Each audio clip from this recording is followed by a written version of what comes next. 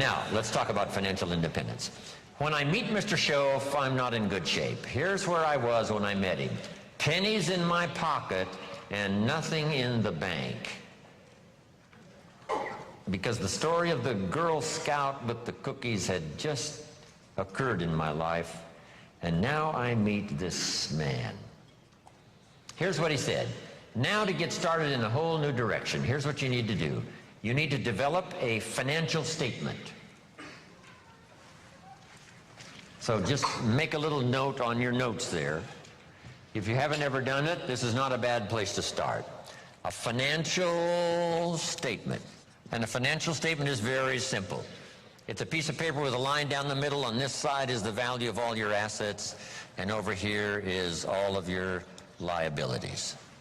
Here's what you've got in terms of worth, and here's what you owe. And then when you add up all of the value of your assets and you add up all that you owe, called liabilities, we come up with what we call now, finally, when you subtract one from the other, your current net worth. Now, this is not your net worth as a father. This is not your net worth as a parent. This is not your net worth as a friend.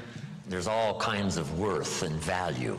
But if you really want your economics to go better, here's a good place to start. Key phrase, take a picture of where you are. And here's what it's called, the truth. Now, you don't have to publish this in some local newspaper, right? This is all private stuff. But you have to say, you know, finally, there's no use kidding myself. I got to take a picture of where I am. I got to know how good it is, or I got to know what? I got to know how bad it is. I got to know how much I'm on the upside, or how deep a hole am I really in. So this is what I started. It was a simple little program of coming up with my current net worth.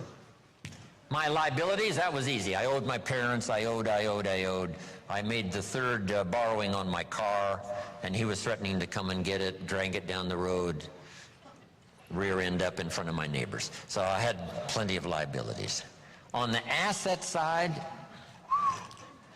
I put my furniture even. I put everything I could think of. My shoes. I mean, wouldn't the Salvation Army give me $2 for my shoes? I mean, I am scrambling. And when I did this exercise, guess what it did? It really soberly gave me a current picture of where I was. And guess what? I was unhappy. But here's what's important about the truth. It sets you free.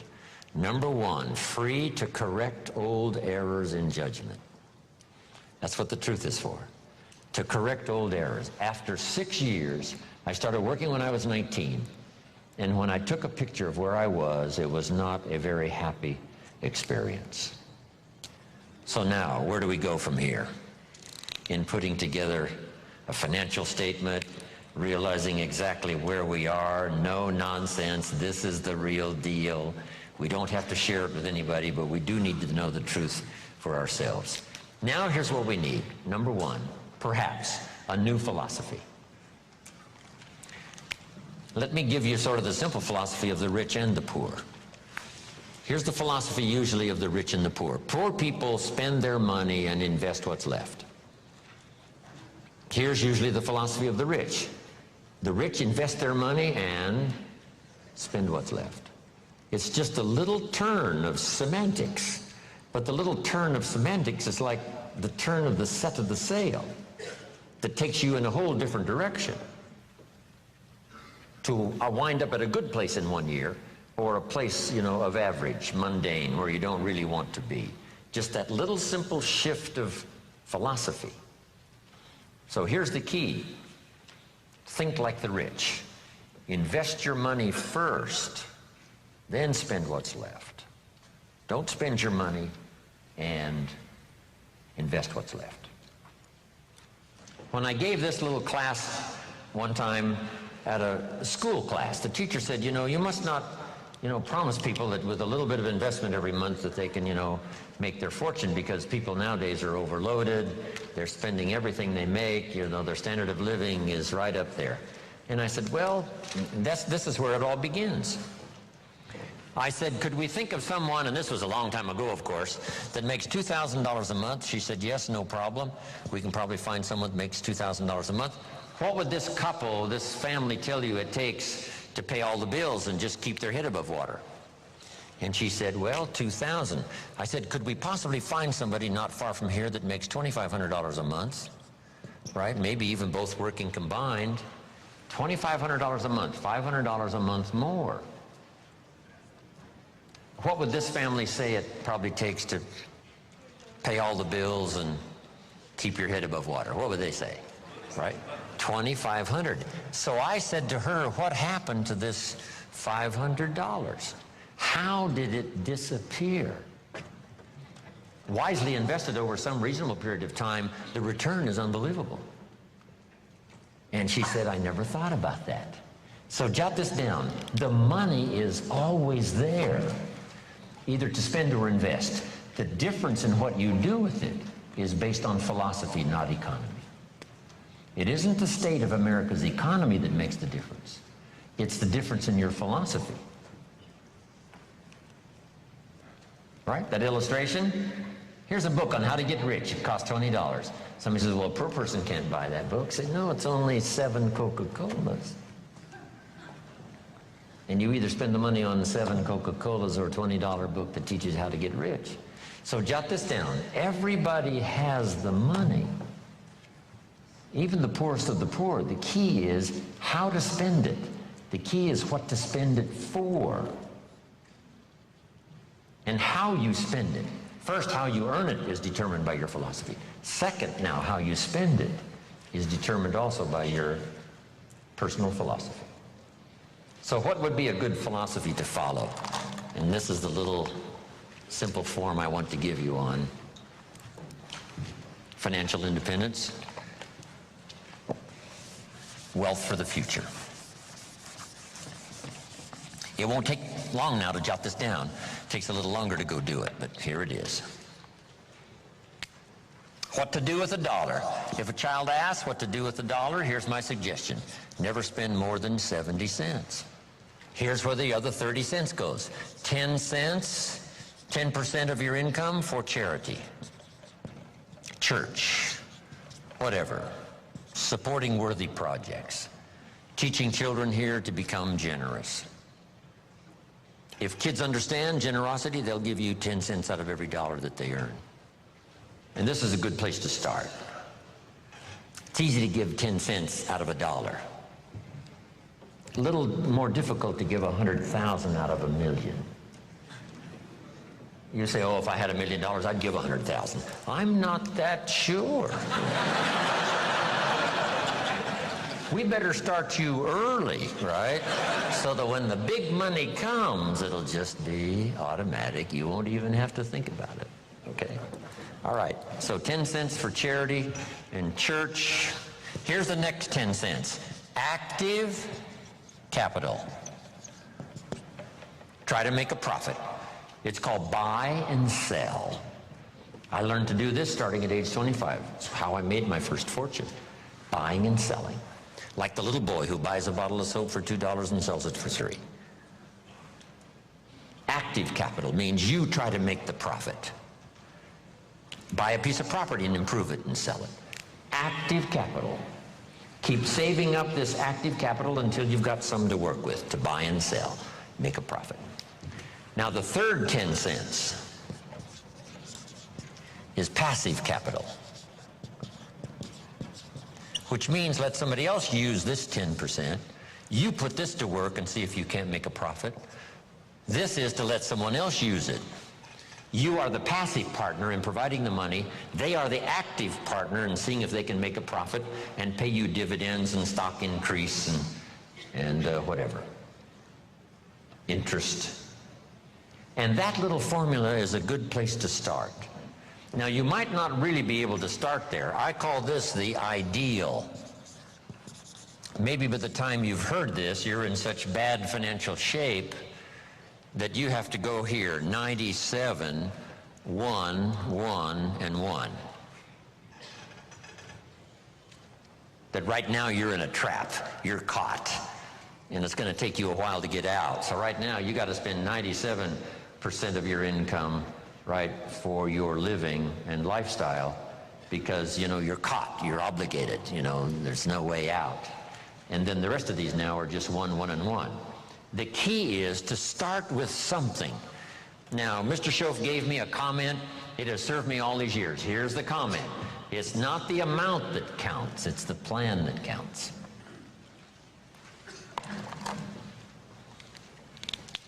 When I first met him, I said, if I had more money, I'd have a better plan. He said, no, if you had a better plan, you'd have more money. So if you have to, you start with 97, 1, and 1. Then what do? Now comes the project right away of trying to get this 97 figure to go down and these other three numbers to start going up. This now becomes an exciting game to play. In another seminar, I talk about measuring progress. This is one of the great motivating factors in the world, is to start something and make progress. Start something and make progress. See, Jim Rohn told us the ideal was 70, 10, 10, and 10. But I can't start there. I've got to start with 97, 1, and 1. And here's what you've got to understand. This is okay. I mean, if this is where you have to start, that's where you have to start. Then you start driving this number down and start driving these numbers up.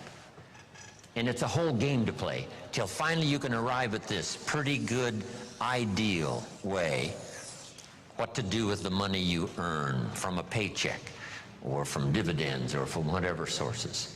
70, 10, 10, 10. I mentioned the name Sarah Alfaro in Mexico. I taught her this, and she's been teaching it to the people she's responsible for over all the last 10 years. And some of them now are doing extremely well, making big money, and they've got houses and cars and, you know, all kinds of stuff. 70, 10, 10, and 10. Now, when you start getting into the big money, these numbers have to change again. I probably don't spend more than 10% of my income. So if this number for me is 10%, you can imagine what these other three numbers probably are. So if you have to, you start here. Get to the ideal. And then when it really starts to flow in your favor, you rearrange this program again, 10%. Because if you're doing big time, you know, you couldn't spend 70% of your income. It would be obscene. Too much. Here's the next one now. This is only a suggested plan. You know, this is not written in any law. You know, most advantages and benefits for the future are not written in law. There's no law that says you must not have a heart attack. Where is it written? There is no law. That you must demand of yourself.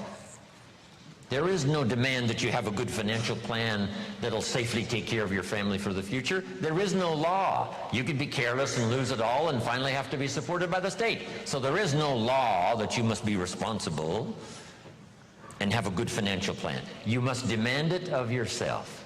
So I'm asking you to make that note. It's what we demand of ourselves that counts. There's no law that says you must have a health plan that's going to make you extremely healthy for the next 10 years. There is no law. That you must demand of yourself. And those are the disciplines now that really start to count, the ones you demand of yourself. So, next, keep strict accounts. Keep strict accounts. Have you ever heard this expression? I don't know where it all goes. Did you ever hear that? Oh, we'd love to have you run our company. You don't know where it all goes. Did you ever hear this? It just gets away from me. Oh, we'd love to have you run the world. It just gets away from you? Okay. Will you make the note now? Keep strict accounts. This is for your own self-esteem, as well as safety and financial matters for the future. Keep strict accounts. You've got to do it, you know, for the IRS. You've got to do it for the tax bill that comes due. Then there's one more. Be happy to pay your taxes. And this is an assignment that's one of the toughest. I'm trying to finish this book I've been working on for so long. Hopefully I'll get it done one of these days. And the title is, Of Course Kids Should Pay Taxes. And it's a little book on really everybody should pay taxes. And then you need to know why. In California, if a 10-year-old walks into 7-Eleven and buys something that costs $1, the proprietor asks the child for 8 more pennies. Does the child have a right to know how come we're asking him for 8 more pennies? And the answer is yes. The kid says, I'm only 10 years old. And the proprietor says, congratulations, you're my youngest taxpayer. Now the kid wants to know, who gets these 8 pennies? Where does it go? And here's what the proprietor, if he's wise, says. Well, if you want to ride your bicycle on the sidewalk instead of in the mud, you have to pay the 8 pennies. Everybody pays the 8 pennies on every dollar, so that we have streets and we have a sidewalk. So you don't have to ride your bicycle in the dirt and the mud, you got the sidewalk. And now the child understands, okay, here's my 8 pennies. So jot this down now. Everybody has to pay. We can't let anybody off the hook, because all of us are in this together. And you can't build your own section of the street out in front of your home. What kind of equipment would you need to build your own piece of the street out in front of your house? No, you can't do that. So we take these collective needs that all of us need, and we ante up the money, whether it's federal or state or sales tax or whatever it is, so that all of this is taken care of us. Here's what it's called: the care and feeding of the goose that lays the golden eggs. You say, well, the goose eats too much. That's probably true. But make this note: better a fat goose than no goose at all. So everybody has to pay. How much do you think aircraft carriers cost? And we can't use used missiles.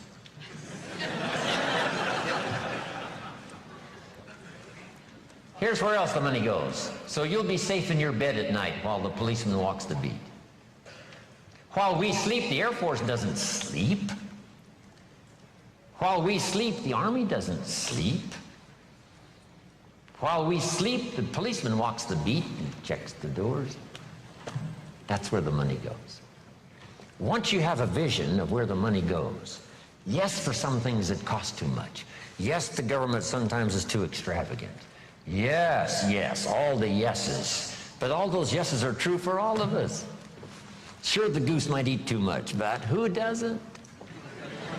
Should we have confession time here today? Say, no, no, no. Please let me off the hook. So you got to do the same with the government. Yes, the government needs to go on a diet and slim down and not spend quite so much. That's also true. But it's true of what? All of us. This is the deal. We're in all of this thing together.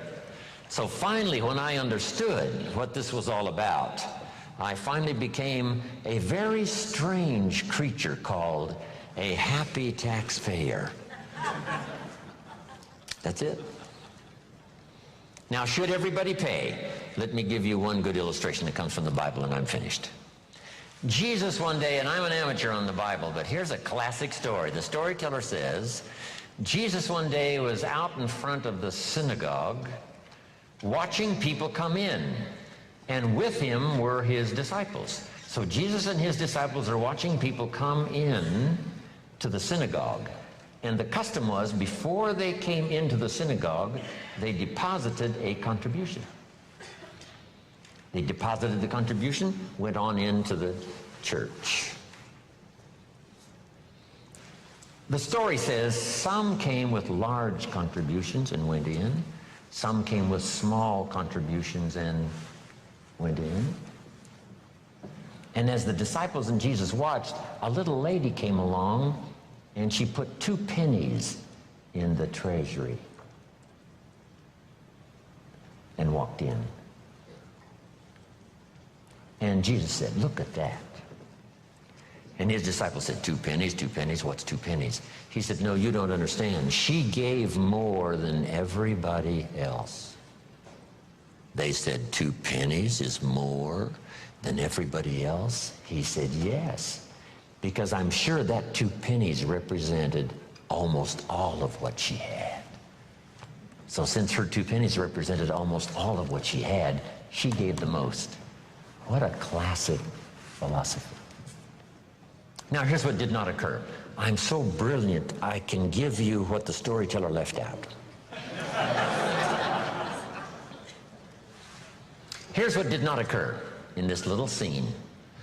When the little lady put her 2 pennies in the treasury, Jesus and his disciples did not run after her and say, hey, hold it, little lady. Hold it, little lady. We've observed what's happened with putting the 2 pennies in the treasury, and we've decided that you're so pitiful and you're so poor that we've decided to give you back your 2 pennies. I'm here to tell you that did not occur. So make this note from this little story. Jesus left her 2 pennies in the treasury, even though it was most of what she had. Wow. That's such a classic lesson in philosophy. That's such a classic lesson in what all of us are involved in making contributions. Shouldn't everybody wish to pay? The government has decided to leave some people that they consider poor and pitiful off the tax rolls. See, that's unthinkable. Shouldn't they, even if they only paid $1, so that they can be able to say what? I pay. I make my contribution. No matter how poor I am, if all I've got's pennies, I give some as contribution. Whether it's taxes or whether it's benevolence or whatever it is. Okay, isn't that a great story? It's a good story.